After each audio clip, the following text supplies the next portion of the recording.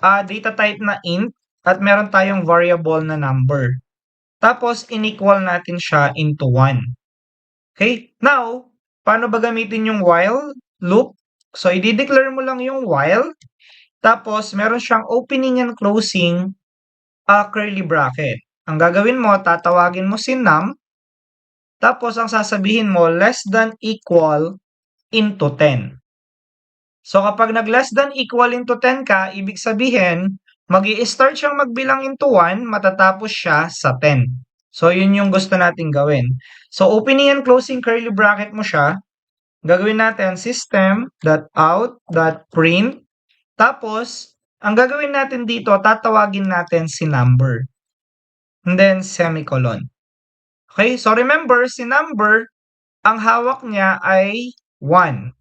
So, sa while loop naman natin, mag-add tayo every incrementation ng 1 hanggang sa umabot tayo sa mismong 10 natin. Now, paano ba tayo mag-increment? Ang increment, guys, so kung ngayon nyo lang siya narinig, incrementation, ito, ang ibig sabihin niya, adding a value to the existing value. So, for example, meron kang value na 1, ito siya.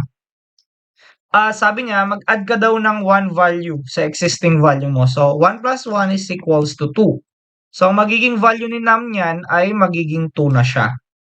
Ganun yung nangyayari. So, hanggang umabot ka sa 10.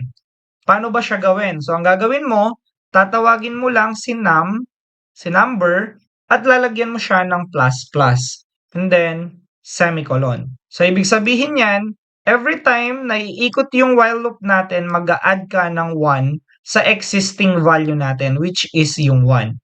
So, ngayon, since nag-add ka ng 1, so naging 2 siya, so eto ngayon yung existing value natin. So, ang gagawin niya, mag-a-add ulit siya ng 1, so magiging 3 na siya. So, ganun umiikot yung while loop natin. So, pag ni-run natin siya, ang maipiprint natin dito is 1, 2, 3, 4, 5, 6, 7, 8, 9, and 10. Now, mapapansin nyo, so kung mapapansin nyo guys, dikit-dikit siya, di ba?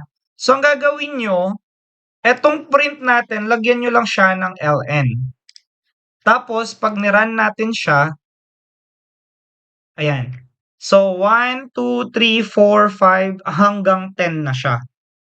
So, yun yung trabaho ng while loop natin at ng num++ natin. So, ang ginagawa niya, it only increments yung existing value na meron tayo. So, that's very important pag nag-work kayo sa looping. Okay? So, very important yon.